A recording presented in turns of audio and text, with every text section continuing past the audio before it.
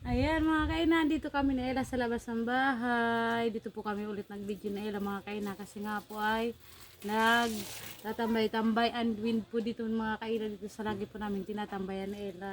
Dahil nga po sa Ella mga kainan, kung mapapansin nga po ninyo medyo tahimik nga po siya at may ano po kasi mga kainan may sipon. Kaya ayan, inano ko po muna, inupo ko po muna sa akin. Ayan, tinitingnan niya si Kaama, ando doon naliligo po sa may parkingan po ng kanyang motor. Gawa po ng may pasok po si Kaama, nag-change shift na po sila. Pang 2 o'clock na po siya mga kaina, papasok na si Kaama. Kaya ayan, nakatingin-tingin niya si Ella. Sabi siguro nito na Ella, naliligo ang ama ah. Layo ng paliguan ah. Ano? Laya no? Inano din po kasi yung ano mga kaina, motor niya nilinisan din po, kaya doon na rin siya naligo. Kaya, ayun. Minsan lang po yan mga kaina. Simula po na ano ako siya ng tubig. Yung sa kabila ko pang vlog. Yung sa kaina kama mga kaina. Yung ano doon yung binuhusan ko po siya ng may yelo. Ayan, araw-araw na naligo. Natuto na. Natuto na po mga kaina. Kaya yan. Yun lang pala mga kaina. Pero kung alam ko na po yun na matagal-tagal na. Siguro ginawa ko na po yun. Pero kung hindi, siguro hanggang ngayon di pa naliligo sa isang linggo. Sa isang linggo, 2 beses lang po yung mga kaina naliligo. Eh ngayon, araw-araw na eh. Buti nga po mga kaina, napaliguan ko yan ng ano eh. May tubig na may yellow. Ayun, ano siya, nabuhay siguro mga kaina, yung mga ugat-ugat niya. Kaya, nasanay na kumbaga. Silaw. Ano yun ano?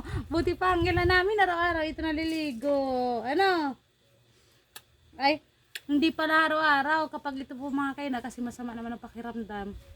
Ano po mga kaina, di ko naman siya pinapaliguan. Siyempre, nililinisan.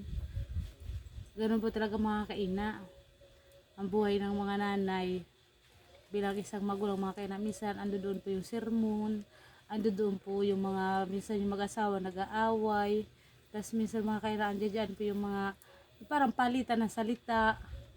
Tapos hanggang sa mag-away-away na, kung ano nang masabi, na hindi dapat sabihin, nakangiti sila. Nila no. Kaya yun. May smile-smile lang sila mga kaina, o, di ba, o. Iba pati ang ngiti niyan. Patagilid. Nila no. Patagilid ang ngiti ng kailan namin mga kaina. Happy lang po yan sila, o. Happy po iyan. Ganda-ganda naman yan dyan. Opo. Aba. Ano yung sinasabi mo? Sabi nila, totoo nga daw po yung mga kaina na naririnig niya minsan. Pero hindi kami makakaina yung mga ano. Parang minsan mga kaina nagkakaano-anohan din yung parang nagkakasagutan. Kaya ayun. Taman ano lang po mga kaina. Tapos yan, pagkatapos sa usap na. O, diba? O, hay, ikaw. Ganda-ganda ito. Ang ganda-ganda niya. Ang ganda-ganda. Ayan mga kaina.